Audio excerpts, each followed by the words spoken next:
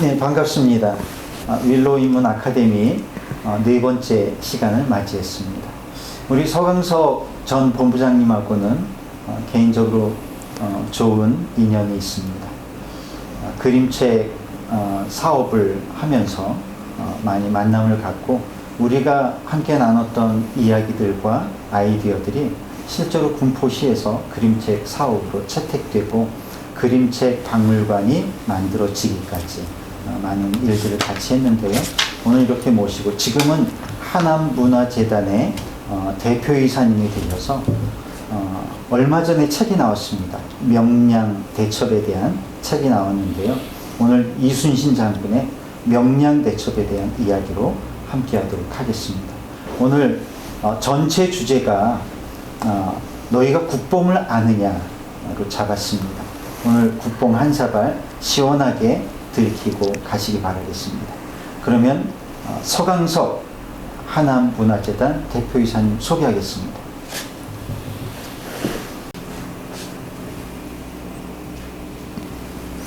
네, 안녕하십니까. 명량 죽을림의 다에다 싸우다의 저자 서강석입니다. 지금부터 국뽕 한 사발이 될지 두 사발이 될지는 모르겠습니다만 한번 시작해 보도록 하겠습니다. 네, 감사합니다. 또 온라인과 오프라인으로 함께 하니까 더 새롭고 함께 해주신 분들한테 감사의 말씀 먼저 드리고요. 사실 여러분 알다시피 명량 영화가 우리나라에서 가장 많은 관람객 1위입니다. 무려 1760만 명이에요. 관람객 1위거든요. 역대. 한국 영화, 외국 영화 다 통틀어서 1위입니다. 그게 2014년도인데요. 사실 저는 개인적으로 영화 자체의 완성도라든가 영화의 질적 수준 또는 뭐 이렇게 흥행성은 뛰어났지만 그렇게 뛰어난 영화는 아닙니다만 당시 상황이 참 암울한 상황이 우리나라에 있었어요. 그게 2014년 뼈아픈 사건이 있었죠. 혹시 아실지 모르겠는데요. 그게 바로 세월호 사건이 터진 해입니다. 그때. 그래서 실제 나라에 대한 생각들 이게 사실 국민들한테 많은 생각들을 하게 해줘서 저는 명량 영화가 그렇게 큰 히트를 치지 않았나 이렇게 생각합니다. 오늘 여러분하고 할 것은 명량 대첩 승리의 비결을 한번 여러분하고 이야기를 나눌까 합니다. 뭐 여기 현장에 계신 분하고도 좀 이야기를 나눠서 퀴즈도 같이 풀어보고 또 아울러서 국뽕 한 사발이 설레 안 된다 할지라도 저희가 선물을 좀 드리는 이런 시간도 갖도록 하겠습니다. 그래서 퀴즈에 적극적으로 참여해 주시기를 희망합니다. 자, 그러면 벌써 7년 전이잖아요. 이게 2014년이면 7년 전에 우리 명량 영화의 예고편을 한번 살짝 보고 그때의 기억을 되살려서 다시 한번 시작해 볼까 합니다. 자, 명량해전에 대한 예고편입니다.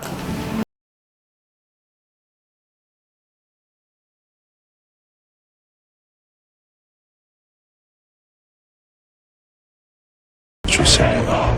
わしがいただくことにする. 적선이 이미 200척이 넘었소이다. 무려 1만이 죽었어.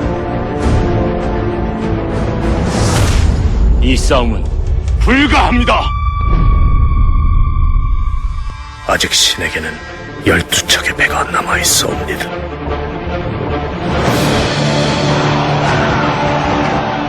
만일 그 두려움을 용기로 바꿀 수만 있다면 말이다.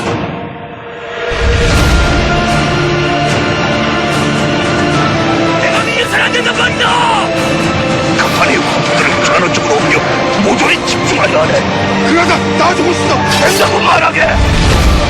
더 이상 살 곳도 물러설 곳도 없다.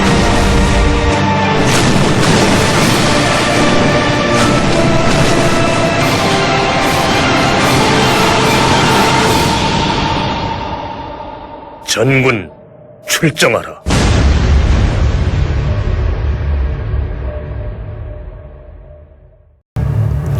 혹시 기억이 나십니까? 이 영화 장면들이 벌써 7년이 됐습니다.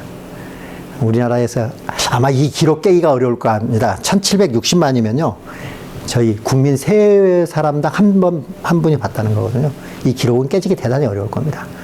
근데 명량 영화만 봐서는 사실 이 영화도 역사적 사실이 많이 틀린 게 너무 많거든요. 또 정확하지 않은 대목도 있고 그래서 명량에 대한 걸 보다 구체적으로 알기 위해서 여러분들이 몇 가지를 먼저 짚고 넘어가겠습니다. 자, 여기가 지금 칠천량입니다. 거제도예요. 예, 거제도의 칠천량이라는 데입니다.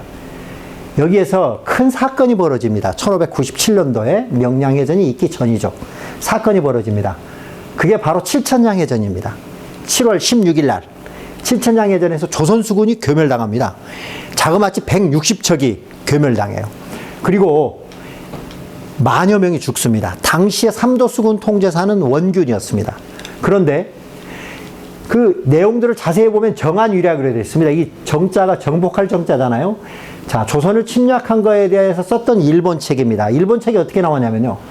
시즈마는 160척을 격파했다고 나오고요.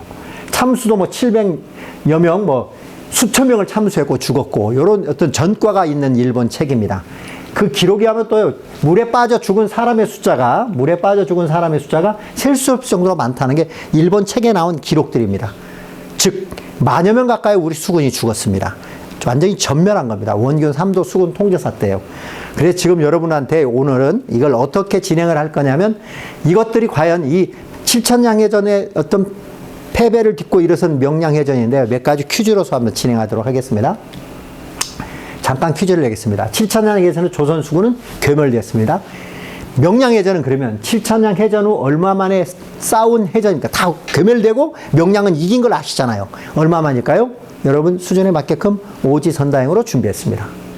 자, 지금부터 예, 여기 목사님이 계시는데 사실 학생 다음 달에 이제 수능 시험이 있잖아요. 예.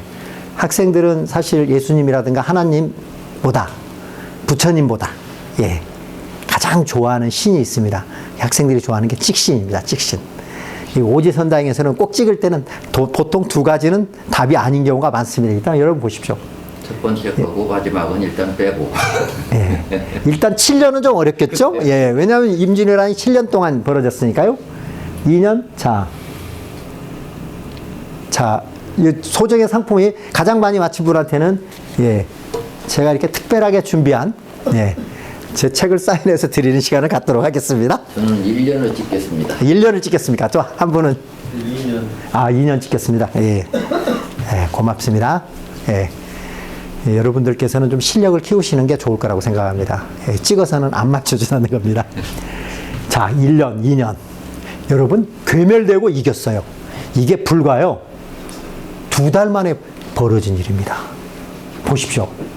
칠천량해전은요, 1590년 7월 16일 날 있어요. 원균이 삼도수군 통제사였는데요. 명량해전은 불과 딱 9월 16일입니다. 이순신 장군이 삼도수군 통제사예요.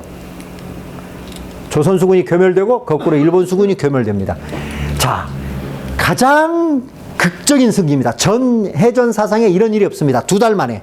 그것도 완전히 박살난 조선수군이 2달 만에 이긴다는 건 전 세계 역사상 있을 수 없는 일을 이순신 장군께서 한 겁니다.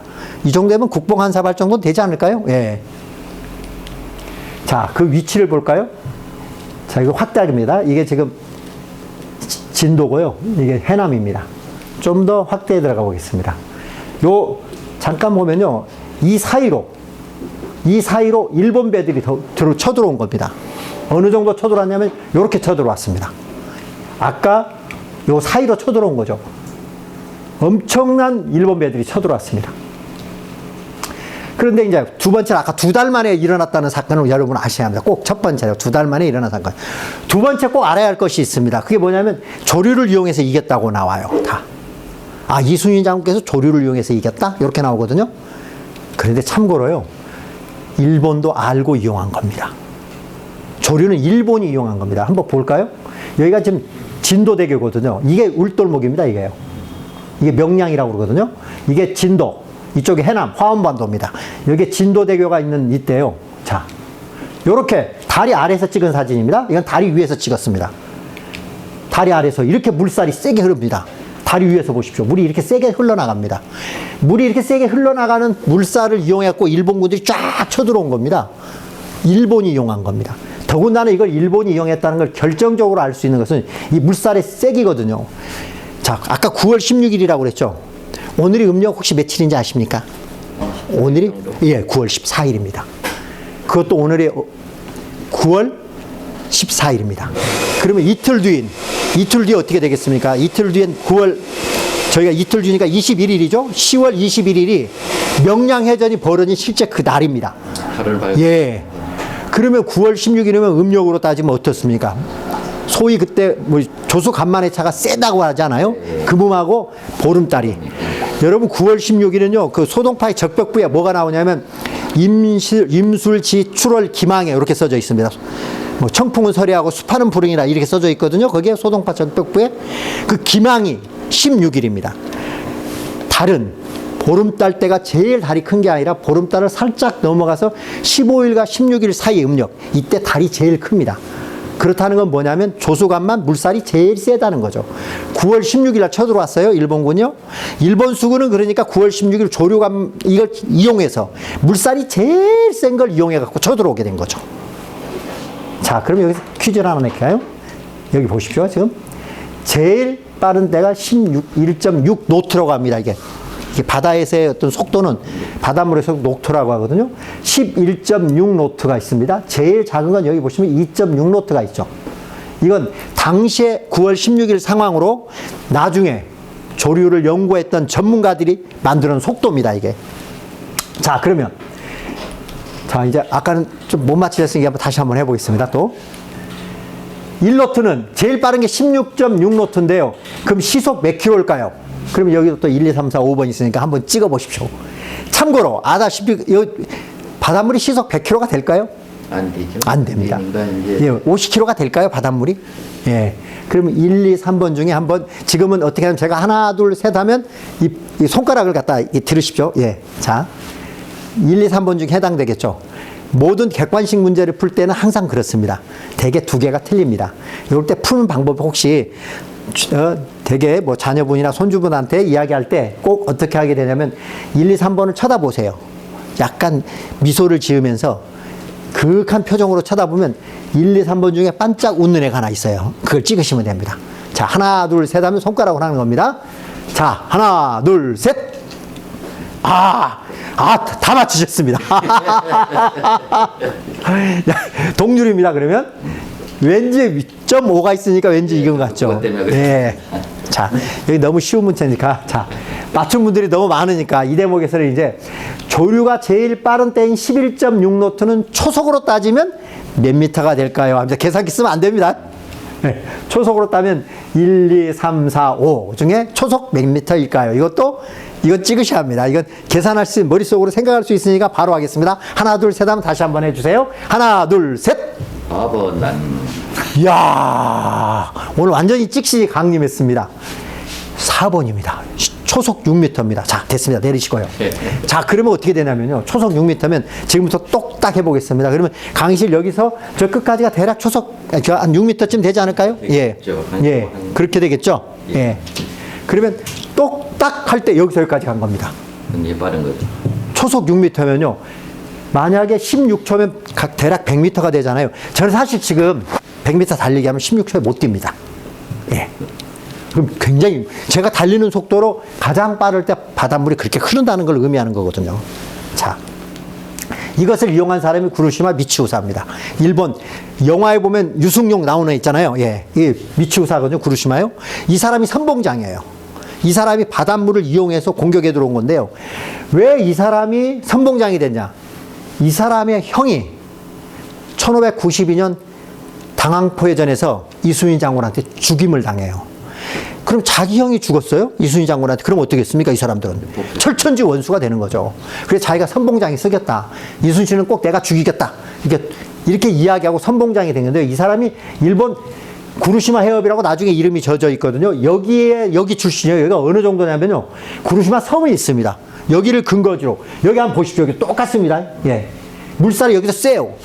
여기도 마치 우리가 이야기 초속 6m 정도의 물살이 있습니다. 시속 20km입니다. 여기. 이걸 근거지로 해서 놀았던 해적 출신이에요.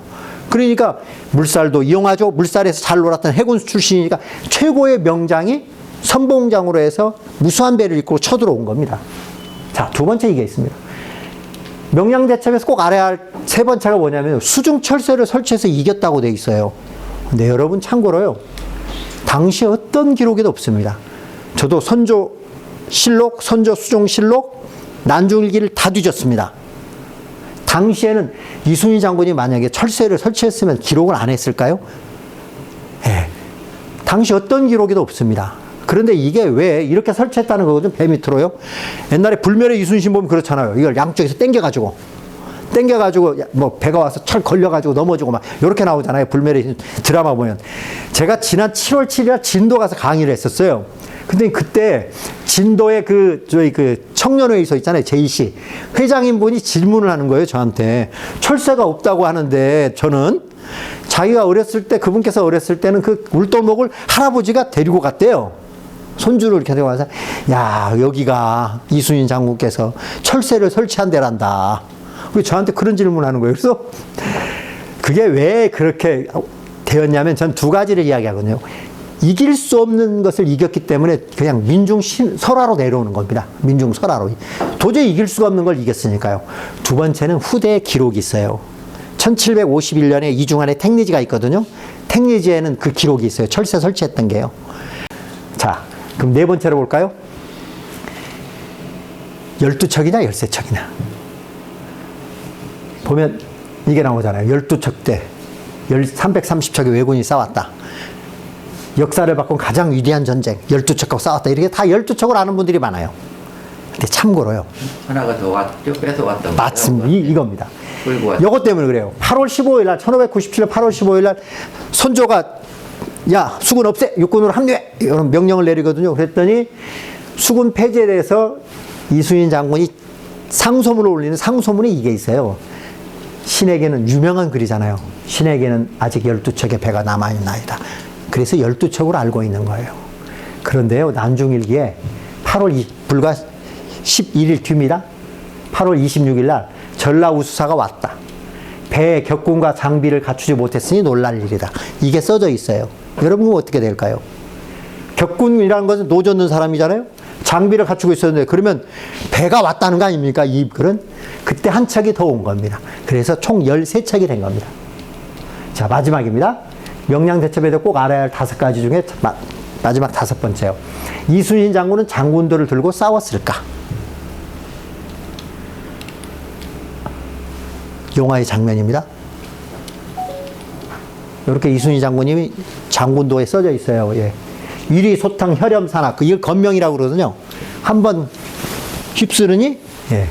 핏빛으로 다 산화가 물들다 이거거든요. 한번 휘저으니 위리 소탕 혈염 산하거든요. 이 건명이 써져 있어요. 피도 묻어 있잖아요. 이순신 장군이 직접 영화 보면 막 배잖아요. 예. 참고로 이 장군도가요. 무게가 197cm예요. 두 개가 있거든요. 쌍검으로요.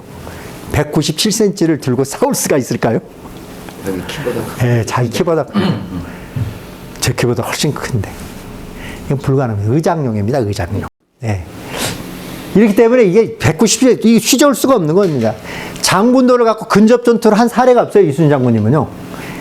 그런데 이런 사고가 왜 발생하냐? 너무 틀린 게 많아요. TV 드라마 프로그램 엄청 틀립니다. 여러분 참고로요. KBS 역사 스페셜이 있거든요. 유명했어요. 옛날에 유인촌 장관이 나레이션 할 때요. 거기도 철새 설치해서 이겼다고 나와요. 아유, 또 소설 카레노래. 전 사실은 카레노래의 저자를 정말 존경하거든요. 우리나라에서 그렇게 짧게 문장을 쓰신 분이 없어요. 참고로 제가 카레노래를 제가 2번 반을 읽었거든요. 근데 읽을 때 3번째 읽을 때는 어떻게 했냐면요. 마침표를 세봤어요. 근데 한 줄에 마침표가 3개 있는 것도 꽤 많아요. 그럼 얼마나 단문으로 간결하게 쓰십니까? 대가입니다. 근데 카레노래도 약간 내용이 좀 틀린 게 있어요. 나에게는 나의 부임지라고 돼 있거든요. 부임지가 전라 우수영이라고 써져 있는데 사실 부임지는 뭐냐면 진주 수곡면이거든요. 제주도에서 보내온 소 3마리를 배불리 먹였다. 이게 나와요, 이제요. 그 안에 소설책 내에. 근데 난중일기에는 소가 5마리거든요. 실제 난중일기 안에. 나에게 남은 병사는 120명인데 이렇게 써졌는데 판옥선 13척을 무장하려면 최하 한 척에 100명 정도 올라서야 합니다. 그냥 1300명이 이상 될 거다. 우리 이렇게 판단하거든요. 그런데 김훈 선생님께서 그거 아셨을 거라고 봐요. 저는 이 훌륭한 분이시니까. 그런데 소설의 극적 효과를 위해서 소가 5마리면 왠지 많은 것 같잖아요. 그러니까 3마리를 쓰신 것 같고, 예, 그런 의미가 있다고 봅니다. 영화 명량은 틀린 데가 수십 군데예요. 그냥. 엄청나게 틀린 데가 많습니다. 한번 볼까요? 영화 명량의 대표적으로 틀린 장면입니다. 이 사람이 지금 명량해전이 벌어지기 바로 직전, 9월 초에 도망갑니다. 그 사람이. 거기에는, 영화에는 어떻게 나오냐면, 이순신 장군님을 죽이려고 하다가 실패하고, 그때 거북선이 원래 없거든요. 그때 당시에는요. 거북선을 불을 태우고, 배를 타고 도망가는 걸 안희가 활로 이렇게 쏴요. 하가지고 슉 날아가지고, 이 표정이 뭐냐면, 화살을 탁 맞는 겁니다. 화살을 딱 맞고 난 다음에, 그러고 난 뒤에 죽게 되는 이런 건데요. 이 양반은 그렇게 죽은 게 아니라요. 원래 싸움이 벌어지기 전에, 보름 전에 육지로 아프다는 핑계를 대고 육지로 나가요. 그리고 도망가요. 그러다가 전쟁이 다 끝나고 난 다음에 권율 장군이 참수시킵니다. 전쟁 끝나고 난 다음에. 이게 배설입니다. 당시의 넘버2입니다. 이순신 장군. 그 휘하의 넘버2거든요. 배설. 뭐 어떻습니까? 이름이 좀 좋지는 않죠. 배설. 그래서 이름을 잘 줘줘야 합니다. 특히 어르신들은, 애들은 태어나면서 자기 이름을 갖고 태어나지는 못하잖아요. 그래서 저는 이제 어른들이 또는 이렇게 아빠 엄마가 해야 할 역할이 가장 큰 건 첫 번째 이름을 잘 줘라. 두 번째는 교육을 잘 시켜야 한다. 이렇게 생각을 하고 있습니다. 자, 더 볼까요? 이건요. 위에 써져 있죠. 한국사 탐 명량대첩. 오른쪽 보십시오. YTN 사이언스입니다. YTN 사이언스. 저 YTN 공중파 방송에서요. 어떻게 써져 있냐면 조선수군 재건로입니다. 재건로를 이렇게 썼어요. 남원에서부터 구례로, 순천으로, 보성으로 해서 어람포에서 재건을 했다. 조선수군을 2달 만에 이순신 장군이 이렇게 나오거든요. 참고로요. 이순신 장군은 남원을 간 적이 없습니다. 이걸 제가 왜 더 잘하냐면, 물론 난중일기는 다 읽어봤어도 알지만요. 제 고향이 남원이거든요. 그러니까 간 적이 없어요. 근데 이렇게 써져 있어요. YTN. 이렇게 너무 많은 사실들이 공중파든 또는 책이든 소설이든 드라마든 프로그램이든 이렇게 되게 많은 사실들이 왜곡되어 있다는 겁니다. 그래서 참 역사는 가장 중요한 역사 사실을 바탕으로 해야 한다고 생각돼요. 그래서 오늘 이 문제를 좀 더 깊게 들어가도록 하겠습니다. 먼저 간단하게 먼저 명량대첩에서 알아보고 좀 깊게 들어가도록 하겠습니다. 그럼 오늘 한번 보실래요? 여기 계신 분 중에 아까 5가지가 있었습니다. 5가지 중에 혹시 몇 개를 본인은 오늘 알고 그 전에 알고 있었는지를 한번 해보십시오. 요거 오늘 저한테, 이거 틀렸으니까 이거 모르셨던 거죠? 2달 만에 있었던 싸움이다. 두 번째, 조류를 이용한 것은 일본군이다. 우리가 아니라. 세 번째, 수중철새는 아예 없었다. 네 번째, 판옥선 13척이고 근접 전투를 한 적이 없다. 장군도를 들고. 오늘 이것 중에 혹시 5개를 다 사전에 나는 알았다. 아니, 5개는 불가능했군요. 첫 번째 틀리셨으니까. 4개를 다 알았다. 이런 분 혹시 계시나요? 나는. 이걸 원래 난 4개를 다 알았다. 그럼 대단한 겁니다, 이건. 4개를 다 아신 것 같은 표정인데. 2개. 아, 2개세요? 어떠셨어요? 한 개도 오는 것 같아요. 아, 그렇습니까? 그러면 오늘 이 5개는 기본적으로 알고 그 다음으로 넘어가겠습니다. 왜냐하면 명량대첩을 이야기하려면 먼저 이걸 알아야 하거든요. 동아시아 명량대첩이 어떤 상황에서 일어났는지를 아실 필요가 있습니다. 이건 동아시아 3국의 국제전쟁입니다. 이건. 여러분 당시 전 세계에서요. 임진왜란 때가 가장 큰 세계적인 전쟁이었어요. 왜요? 자, 중국 참전했죠. 일본, 우리나라. 이 3국의 국제전쟁입니다. 이걸 임진왜란이라고 하는 게 저는 아니라고 봐요. 이게 틀린 게 뭐냐면요. 임진왜란이가 뭡니까? 임진년에 외놈들이 와가지고 난동을 피웠다 해서 임진왜란이거든요. 저는 그렇게 보지 않거든요. 국제전쟁이고 차라리 한 7년 동안 했으니까 7년 전쟁이다. 또는 조일전쟁이다. 또는 동아시아 국제전쟁. 7년 전쟁이란 가장 바람직한 표현인 것 같아요. 그런 겁니다. 당시 상황이 어땠냐면요. 조선을 볼까요? 조선은 200년 동안 평화로웠습니다. 참 기가 막힌 게 1392년이잖아요. 조선 개국일이요. 정확히 200년 뒤입니다. 1592년.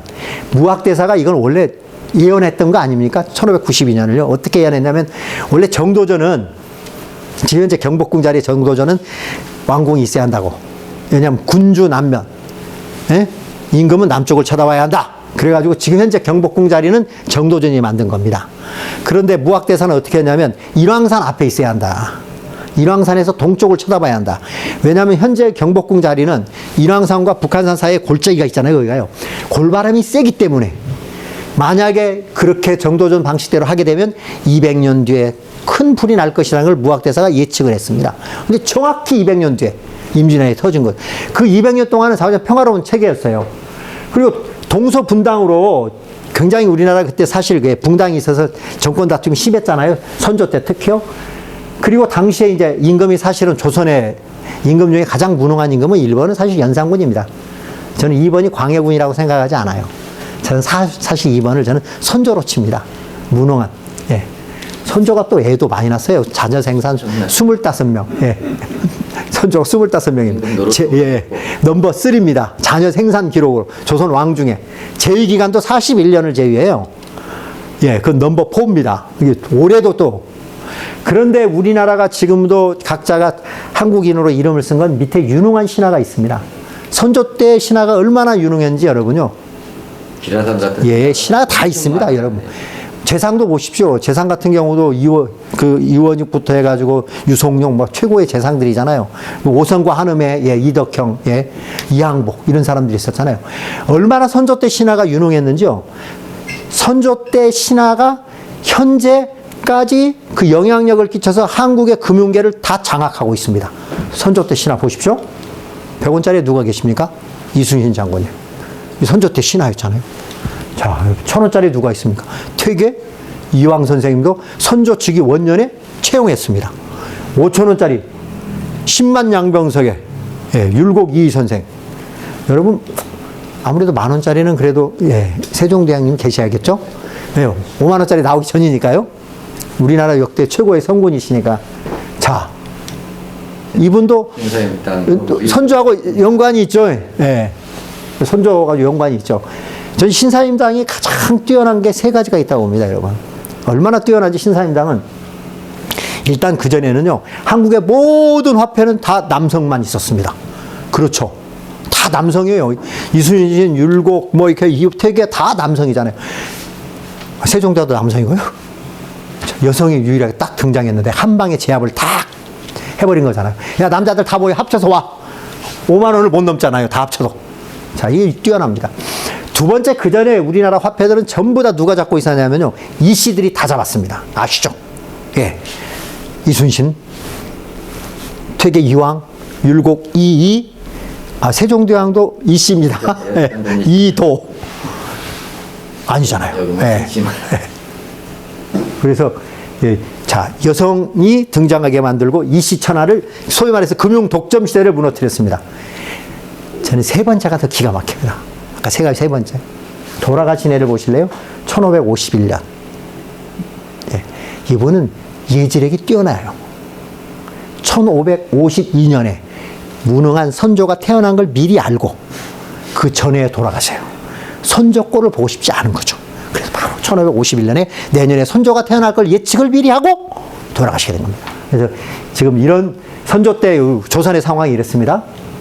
1번은 뭐냐면 도요토미 히데요시가 전국을 통일하죠. 예, 전국을 통일하고 난 다음에 국내를 안정시켜야 할 거 아닙니까? 불만 세력도 많으니까. 그래서 애들이 뭐냐면 정명가도 했잖아요. 명나라 칠 테니까 길을 빌려줘라. 너네는. 그래서 사실은 내부에서의 문제점을 해결하게 하는 것이 가장 큰 침략의 원인입니다. 또 하나의 배경은 뭐냐면 명나라하고 교역을 하려고 그랬거든요. 이런 배경들이 있는데 더 큰 건 사실 내부에 그 전투 끝나고 난 다음에 뭔가 줘야 할 거 아닙니까? 있는 건 뻔하고 일본 국토는. 그러니까 이걸 조선을 갖다가 침략해가지고 좀 나눠주려고 이랬던 것이 컸죠. 명나라까지 치려고 했던 거니까요. 자, 명나라는 이 북로남해라는 게 북쪽은 오랑캐들이 쳐들어오고요. 굉장히 남쪽은 외놈들이 소위 왜구들이 많이 침탈했거든요. 그래서 여진 세력들이 또 그때 굉장히 강해져가지고 나중에 청나라한테 망하잖아요. 강해져가지고 국력이 굉장히 약화된 상태입니다. 이런 상황에서 임진왜란이 터집니다. 여러분, 임진왜란은 아주 간단합니다. 4월 13일 날 부산 앞바다에 나타납니다. 일본 배가 막 수백 척이 쫙 나타나요. 4월 14일 날 부산진을 정발이 끝까지 버텼는데 2시간 만에 간 전멸됩니다. 부산진.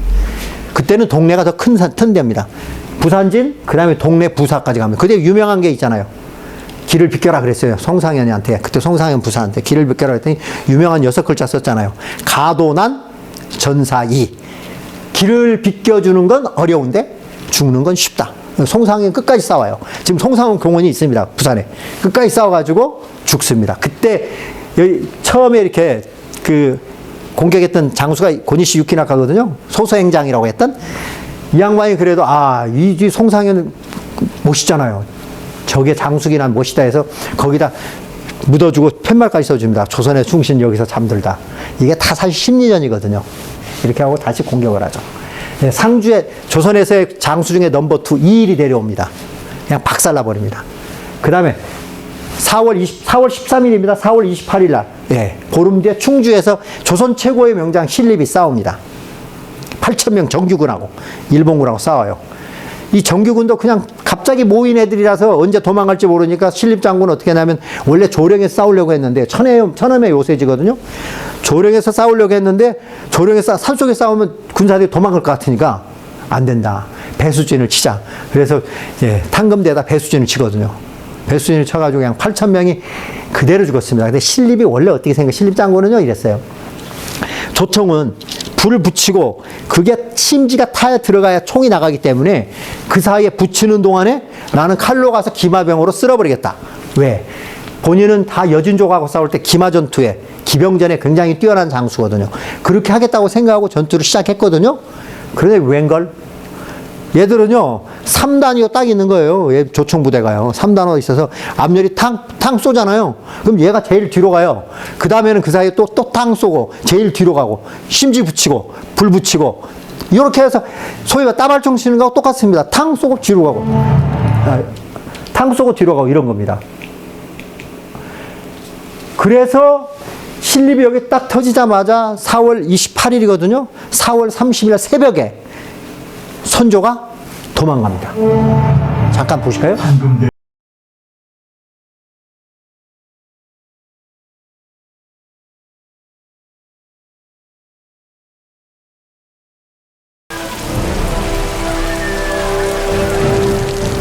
임진왜란 개전 보름여 만의 일이었다.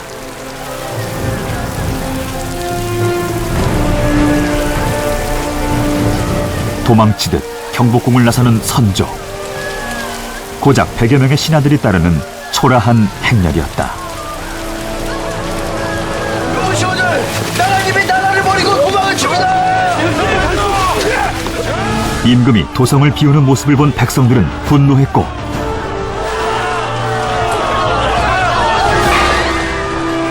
남겨진 백성들은 왕이 버리고 간 궁궐에 불을 지르고 장의원에 보관되었던 노비 문서를 불태웠다.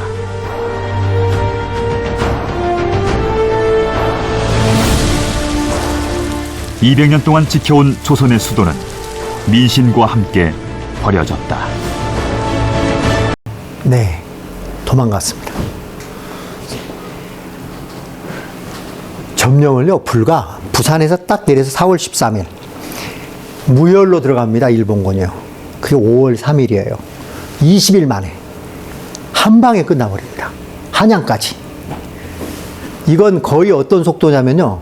거의 애들이 속보로 부산서 서울까지 속보로 간 겁니다. 그냥 가는데 아무 거침없이 한 번 좀 싸웠던 게 충주 탕금대밖에 없어요. 그냥 다 무너지는 겁니다. 이렇게 속도로 여러분 혹시 제일 빨리 그 점령했던 나라가 몽고인 건 아시죠?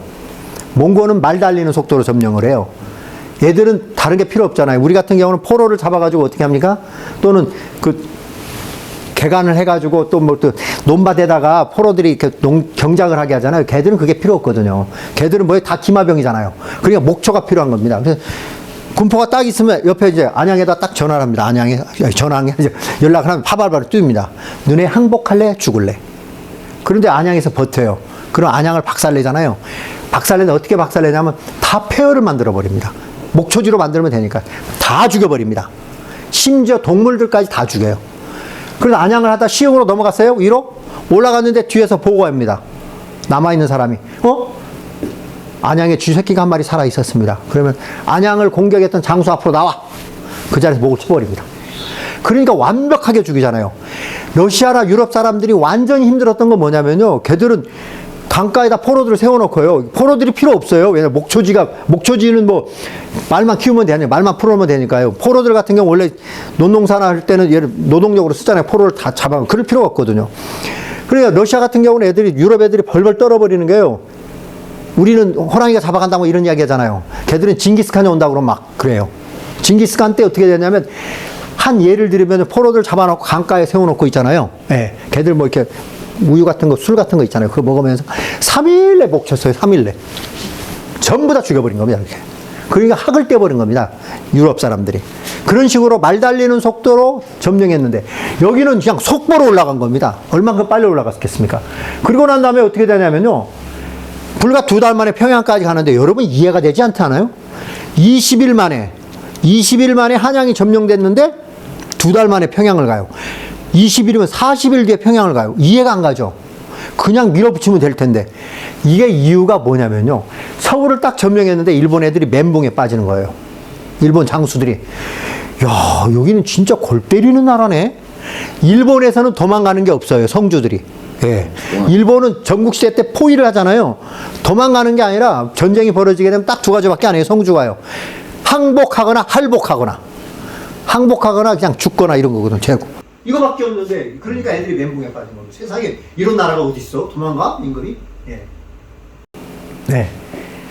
그리고 난 다음에 이제 선조가 이 끝까지 갑니다. 얼마나 무능한지. 선조가요, 여기서 분조를 만들잖아요. 광해군한테, 자기 아들한테, 너는 군사들을 조직에 싸워라. 나는 명나라로 갈란다. 이랬어요, 아버지가. 이게 말이 됩니까? 자기 아들한테? 내가 싸울 테니까 너는 명나라로 가라. 원래 이게 맞는 거 아니에요? 쥐가 넘어간대. 그게 어떻게 써놨냐면요, 거기에 명나라한테 그걸 써놓은 겁니다. 국빈을 이끌고 내부코저하니 허락해 주십시오. 국빈이 뭔지 알죠? 지 마누라를 데리고, 이게 뭐냐면 중전, 후궁들 데리고. 그런데 명나라에서 회의를 해요. 이상하다 얘가. 왜 우리나라 망명을 하지? 그리고 명나라에서 의심을 한 겁니다. 20일 만에 이렇게 한양이 무너져? 명나라나 이 사람, 중국 사람들은 머릿속에 있는 게 딱 하나 나라가 있어요. 고구려가 있습니다. 수나라, 백만대군이 와서 박살났잖아요. 당나라가 박살나잖아요. 이 고구려의 후손들이 이렇게 쉽게 무너져? 의심한 겁니다. 혹시 선조 네가 앞잡이 아니야? 그런데 얘를 갖다가 명나라로 오게 하면 일본군이 명나라까지 넘어올 거 아닙니까? 그러니까 뭐라고 하냐면, 명분은 없으니까 야 100명만 데리고 넘어와. 왕이 100명 데리고 넘어가기 너무 힘들거든요. 그리고 친아들이 워낙 반대하니까 못 넘어가고 여기 의주 꼭대기 갔다. 여기서 맨날 우리 도와주십시오 해가지고요. 이때 명에 참전하게 되죠. 이게 명나라 조명연합군이 평양도 하게 되고 그러는데, 가장 결정적인 것은 명나라에 오기 전에 이순신 장군이 이 밑에서 옥포해전을 시작으로 해가지고 한 번도 지지 않습니다. 한산도에서는 완전히 박살내버리고, 부산포같이 박살을 내고, 이래서 원래 여기 소서행장 고니시 유키나가 평양에 딱 있다가 원래 어떻게 하려고 그랬냐면요, 얘들이 수륙 병진 정책입니다. 육지로 치고 올라가고, 여기 있는 데다 10만 명과 또 하나는 뭐냐면 보급품을 가지고 서해를 돌아가지고 이쪽으로 보급을 해주는 것이 수륙 병진 정책이었어요. 그런데 이순신 장군이 길목을 딱 막아버리니까요, 이게 되겠습니까 이게요? 그러니까 고니시 유키나가 저기서 못 가는 거예요. 그래서 교섭한 겁니다. 그래서 못 가가지고 공격을, 선조한테는 원래 그랬어요. 보냅니다. 서신을 보내요. 야, 나 지금 곧 10만 명이 또 온다? 너 도망가는데 어디까지 도망갈래? 빨리 항복해라. 그런데 오기로 했던 10만 명하고 오기로 했던 보급품이 딱 막혀버리는 겁니다. 결정적인 게 있습니다. 여기 딱 있는데, 고니시 유키나가 어디에 있냐면 큐시 쪽입니다, 여러분. 큐시 제일 남쪽이요, 일본에요. 거긴 따뜻한 데잖아요. 여러분, 음력으로 4월 13일이면 따뜻할 때입니다. 5월달, 6월달이니까요. 걔들이 뭐예요? 반바지 입고 왔을 거 아닙니까? 호바지 입고. 그리고 조선을 침략을 했어요. 그런데 이게 쭉 가면 갈수록 이제는 어떻게 됩니까? 고니시 유키나가는 가장 큰, 조선에서 최고의 장수는 이순신 장군이고요. 두 번째 장수가 있었습니다, 그때. 그게 동장군입니다. 동장군 때문에 저기서 또 전투력이 그냥 떨어지는 겁니다. 거기에 조명연합군, 이순신 장군, 의병들 들고 일어나지. 애들이 그냥 철수한 겁니다. 그리고 나 철수하는 과정에서 얘들이 강화교섭을 해요, 서로. 근데 강화교섭이 결렬이 되죠. 결렬될 수밖에 없는 게요, 강화교섭 내용이 뭐냐면요, 조건이 이렇게 걸었어요. 도요토미 히데요시가 명나라 황녀를 나의 첩실로 보내라. 첩으로 보내라 이거예요. 후궁으로 보내라 이런 겁니다. 두 번째, 전라도 밑에 땅 4개를 떼줘라. 조선의 신하를 12명을 나한테 인질로 바쳐라. 이게 교섭이 되겠습니까? 교섭만은, 이 임진왜란이 굉장히 골 때리는 전쟁입니다. 처음에 1년 싸워요. 그러고 나서 4년 동안 어떻게 하냐면 4년 동안 교섭만 해요. 전쟁도 안 하고. 그래서 조선 백성들이 너무 힘든 겁니다. 교섭할 때 싸움을 안 하잖아요. 그럼 명군이 들어와 있잖아요, 우리나라요. 일본군도 진주에 있죠. 그럼 애들이 뭐합니까? 수탈을 하는 거예요. 그 유명한 말이 있어요, 그때요. 참빗 얼레빌이라는 맛이 있거든요. 명군들의 군량을 대는 게 너무 힘든 거예요, 우리나라 국민들이. 근데 백성들이 다 그래서 일본 외놈들은 얼레빗이고 명군은 참빗이라 이런 말이 있어요. 참빗 뭡니까? 옛날에 이 뭐 할 때면 완전히 수탈을 완전히 완벽한 수탈을 하는 거예요. 그렇게 힘들게 만들었습니다. 그래서 그 강화개서 기간 동안에 결렬되니까 일본 애들이 다시 침략한 게 정유재란이에요. 근데 정유재란한테 기가 막힌 일이 벌어집니다. 이순신 장군을 투옥시켜버립니다. 경유재란 때. 제가 왜 이 설명을 하냐면요. 아, 임진왜란이 이런 거구나. 명량해전이 벌어지기 전에 이런 상황이었구나를 알고 명량해전에서 이겼잖아요. 2달 만에. 어떻게 이겼는지 이해가 안 가잖아요. 이거 완전 국뽕입니다. 이게 그래서. 도저히 이해할 수가 없는 거거든요. 원균의 모함인가. 저 그렇게 배웠어요. 혹시 그렇게 배우지 않았나요? 학교 다닐 때? 혹시 그렇게 배우지 않으셨어요? 원균의 모함으로 예 구속됐다. 투옥됐다. 깜빵에 갔다. 근데 실제로는 관인들이 모함한 걸로 이렇게 또 나오는데요. 아니 이게 잘못된 이야기입니다. 그래 사실 원시 집안은 다 한 집안입니다. 파가 그 본이 다 한 본이에요. 저는 원균의 모함이 아니라는 것을 많은 사람들한테 주장을 해요. 그런데 원시 집안에서 아직까지 저한테 감사장을 아직 안 줬어요. 네. 원균의 모함이 아니라요. 당시에 이순신 장군이 있게 되면 그 전쟁을 해보나 마나 진다는 걸 알아요. 그래서 일본 첩자를 보냅니다. 요시라는 첩자를 보내서 이번 임진왜란이 벌어지게 된 가장 결정적인 카토 기요마사다. 얘가 워낙 그 전투를 좋아하고 전쟁 광이기 때문에 카토 기요마사가 언제 일본에서 들어온다.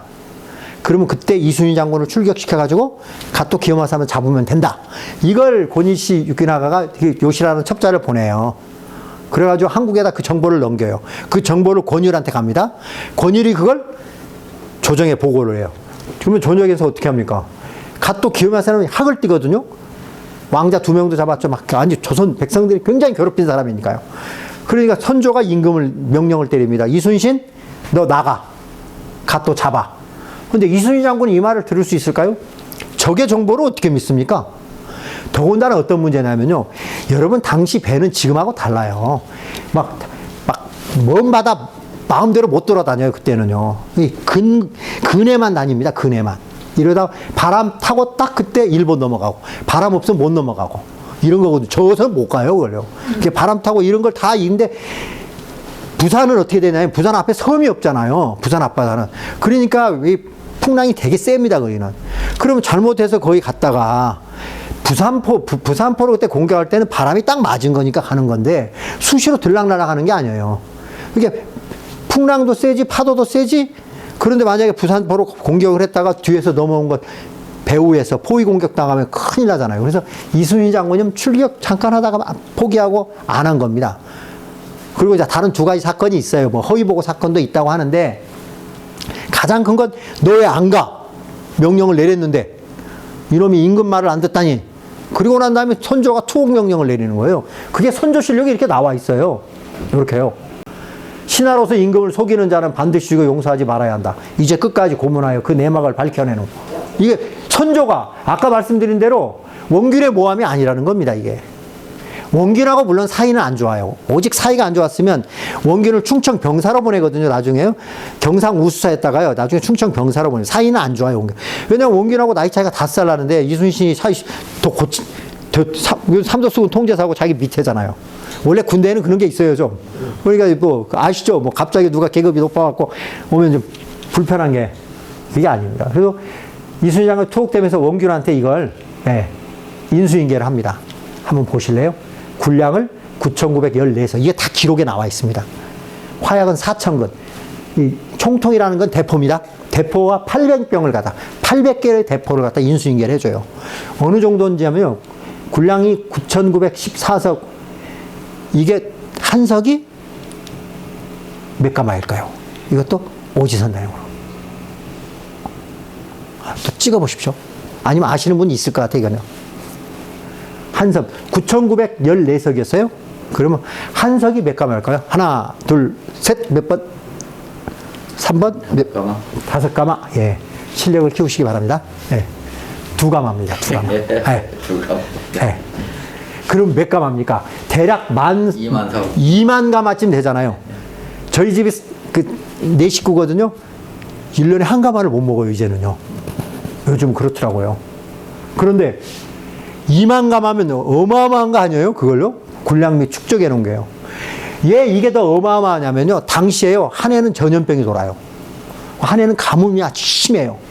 그 전쟁터에서 5년 동안에 있었던 과정에 5년 동안에 두 해가 가뭄, 전염병 이런 상태에서 2만 가마를 모은 겁니다. 선조가 준 게 아니에요, 이게요.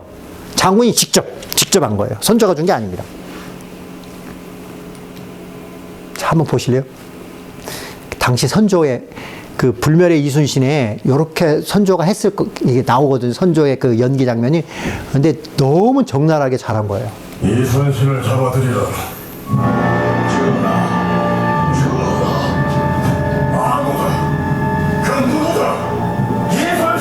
하려 하지 말라. 이 나라 조선을 전쟁의 도관으로 몰아넣은 대역죄인이라. 단 한마디라도 이순신을 두어하고 나서려는 자가 있다면 과인이 결단코 그자부터 배고야 말 것이야. 아주 표정이 아주 적나라하죠. 실제 이랬습니다. 선조의 명령에 의해서 이순신을 잡아들이죠. 그래서 아까요. 고문한다고 그랬잖아요. 여러분 참고로요. 이 고문이 지금 고문하고 그때 고문은 다릅니다. 예. 당시는 고문을 김덕령이라고 의병장이 있는데 의병장은 죽어요. 고문 2번 받고. 고문을 2번 받으면 당시 무조건 죽습니다. 예를 들면 시몬대감 있잖아요. 예. 그 소위 세종의 장인어른이 영의정인데 뒤집어 씌우잖아요. 외척 세력을 없애려는 태종 이방원에 의해서 뒤집어 씌우거든요. 없던 걸 만든 겁니다. 그 사건을. 그런데 이 양반도 이미 그걸 알고, 이 양반은 이제 처음에 고문을 당하다가 이미 그걸 안 겁니다. 그래서 그냥 타약을 먹고 그냥 돌아가시고. 2번 고문이 있을 수 없습니다. 2번 고문은 그냥 죽습니다. 이순신 장군은 그 고문을 당했을까요? 한 번 당합니다. 2번째 당하면 죽잖아요. 그럼 끝까지 고문하여 이렇게 했잖아요. 그럼 2번째 당해야만 하잖아요, 원래요? 그런데 나선 겁니다. 제일 처음은 부하 직원들이 가고 막 궁 앞에 가서 막 머리를 찍고 해서 좌우전 저 풀어달라고 이렇게 해요.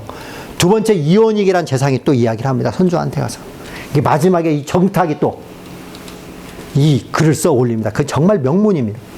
이순신은 명장이니 목숨만은 살려줘라. 그리고 공을 많이 세웠잖아요. 그래서 공을 세워서 죄를 쉽게 해라. 이것 때문에 이순신을 갖다 풀어줍니다. 고문을 한 차례 당하고요.